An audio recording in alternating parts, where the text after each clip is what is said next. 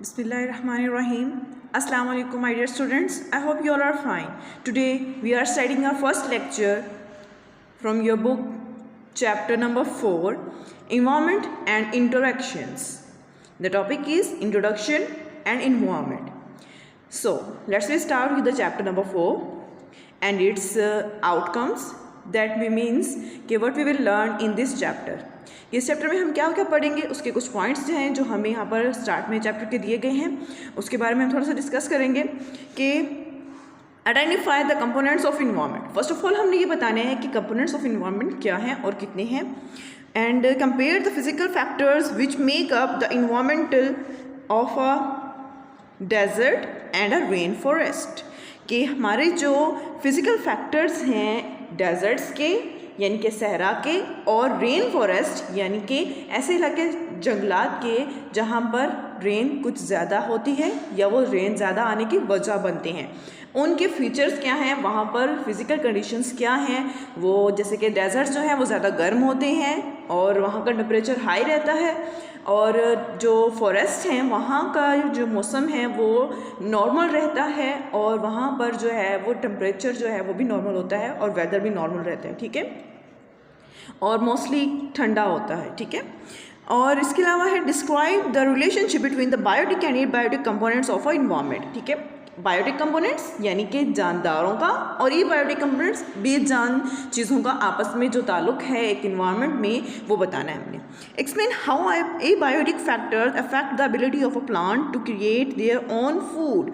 अब यहाँ पर हमने ये बताना है कि ए बायोटिक फैक्टर्स यानी कि जो नॉन लिविंग थिंग्स हैं ऑफ इन्वायरमेंट वो किस तरह से अफेक्ट करती हैं फूड बनाने में प्लांट्स की, यानी कि उसके लिए हवा और पानी की ज़रूरत होती है. तो वो क्या है, ए बायोटिक फैक्टर्स हैं. Describe the living things depend upon one another for food, shelter and protection. ठीक है, कि ये जो लिविंग थिंग्स हैं वो एक दूसरे के ऊपर डिपेंड करते हैं, एक दूसरे के बगैर नहीं रह सकते हैं. उनको किसी न किसी चीज़ के लिए यानी कि फूड के लिए, शेल्टर के लिए या फिर उनकी प्रोटेक्शन के लिए दूसरी चीज़ों की ज़रूरत पड़ती है.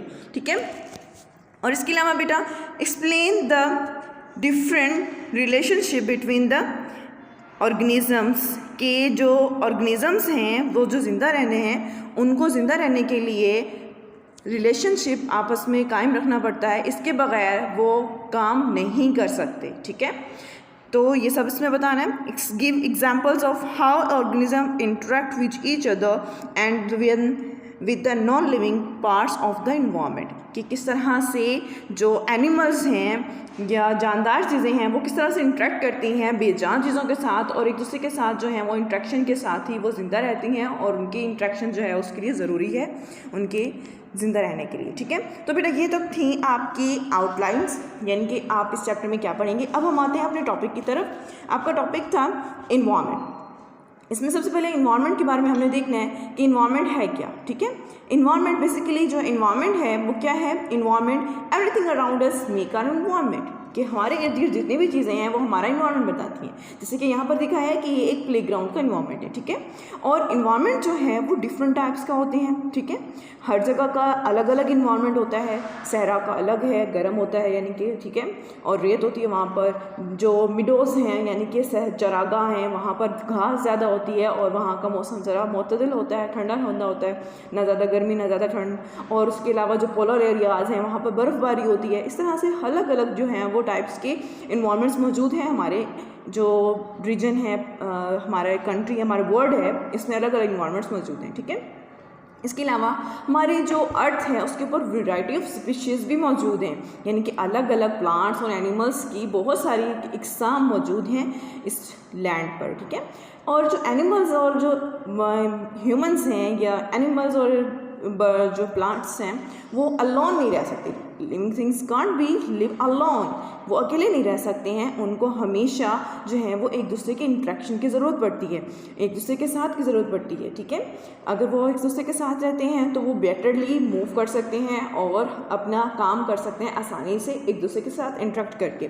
जैसे कि interaction between living and non living things जो है वो नेसेसरी है. यहाँ पर एक डायग्राम से आपको दिखाई गई है. ठीक है, कि ये जब सारी चीज़ें जो हैं वो आपस में इंटरेक्ट कर रही हैं, एक दूसरे के साथ मिलजुल कर काम कर रहे हैं और खेल रहे हैं, तो ये सारी चीज़ें ज़रूरी हैं। उसके अलावा बेटा ये था आपका इन्वायरमेंट का थोड़ा सा इंट्रोडक्शन। उसके बाद है components of environment. Components of environment जो हैं वो 2 टाइप्स के जो हैं, पहले सबसे पहले देखेंगे कि कंपोनेंट्स ऑफ इन्वायरमेंट जो हैं वो 2 टाइप्स के हैं, ठीक है। तो कंपोनेंट्स ऑफ इन्वायरमेंट जो हैं वो क्या करते हैं कि लिविंग थिंग्स और नॉन लिविंग थिंग्स हैं, इनके दरमियान में आपस में बहुत इंट्रैक्शंस होते हैं और ये जो हैं ये फॉर्म बनाते हैं कंपोनेंट्स जो हैं वो बायोटिक और abiotic according to the names there. कि बायोटिक हैं कि जो लिविंग थिंग्स हैं उन्हें बायोटिक कहते हैं और नॉन लिविंग थिंग्स हैं उनको क्या कहते हैं, एबायोटिक फैक्टर्स, ठीक है, ऑफ द इन्वायरमेंट। ये इसके इन्वायरमेंट है। अब बायोटिक में क्या क्या आ जाता है, एनिमल्स आ जाते हैं, प्लांट्स आ जाते हैं और माइक्रो ऑर्गेनिजम्स आ जाते हैं। और एबायोटिक जो हैं यानी कि नॉन लिविंग थिंग्स जो हैं वो क्या है, लाइट है, वाटर है एंड सॉइल, ठीक है। ये सारी चीज़ें क्या हैं, एबायोटिक फैक्टर्स हैं। अब ये सारी चीज़ें ही जानदारों को जिंदा रहने के लिए बहुत ज़्यादा ज़रूरी होती हैं, यानी कि एबायोटिक फैक्टर्स। तो ये सारी चीज़ें जो हैं वो एक दूसरे पर डिपेंड करती हैं। और इसके अलावा बेटा आपको एक यहाँ पर डायग्राम दिखाई है, एक पिक्चर दिखाई है कि क्लासरूम की, कि क्लासरूम जो है, एक क्लासरूम में आपके पास कौन कौन सी बायोटिक और एबायोटिक थिंग्स हैं, ये आपके सोचने के लिए है। आप इस पिक्चर को गौर से देखें और इसमें बताएं आप मुझे कि आपने इसमें क्या देखा, कौन से बायोटिक फैक्टर्स हैं और कौन से एबायोटिक फैक्टर्स हैं, ये आप अपनी नोटबुक पे नोट करें। और इसके बाद बेटा आगे है कि पॉइंट ऑफ थिंक कि हमारा जो अर्थ है, मून जो है हमारे अर्थ के लिए एक नेचुरल सैटेलाइट के तौर पर काम करता है, ठीक है। उसकी जो मोशंस हैं, उसकी मूवमेंट्स जो हैं वो हमारे अर्थ के जो हैं उसको अकॉर्डिंग मूव करता है, उसके गिर्द मूव करता है। सैटेलाइट्स होते हैं वो भी यही काम करते हैं ना कि अर्थ के अराउंड मूव कर रहे होते हैं। इस तरह से हमारा मून जो है, ये अर्थ का मून जो है वो अर्थ के अराउंड मूव कर रहा होता है, इसलिए इसे कहा गया है कि ये as a satellite of the earth, ठीक है।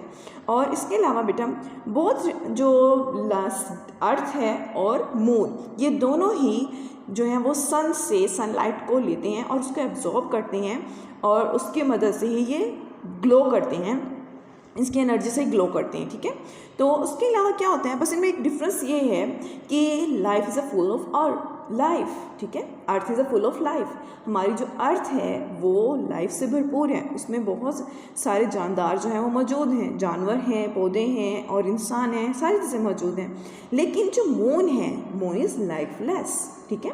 मून पर कोई ज़िंदगी नहीं है। क्यों, ये आपने बताना है कि क्या नेसेसरी फैक्टर्स हैं जो अर्थ पर हैं लेकिन मून पर नहीं हैं, जिनकी वजह से वहाँ पर ज़िंदगी मौजूद नहीं है। तो बेटा आप सोचें थोड़े से, ठीक है, कुछ सोचें, आपके क्या माइंड में आता है। जी बिल्कुल, यानी कि air and water, these are the necessary factors that are present on the earth but not on the moon, ठीक है। यानी कि अर्थ पर एयर और वाटर मौजूद है जिसकी वजह से हम जिंदा रह सकते हैं, लेकिन मून पर एयर और वाटर मौजूद नहीं है जिसकी वजह से वहाँ पर लाइफ पॉसिबल नहीं है, ठीक है बेटा। यहाँ तक था। आई होप आपको लेक्चर समझ आ गया होगा। जज़ाकल्लाह।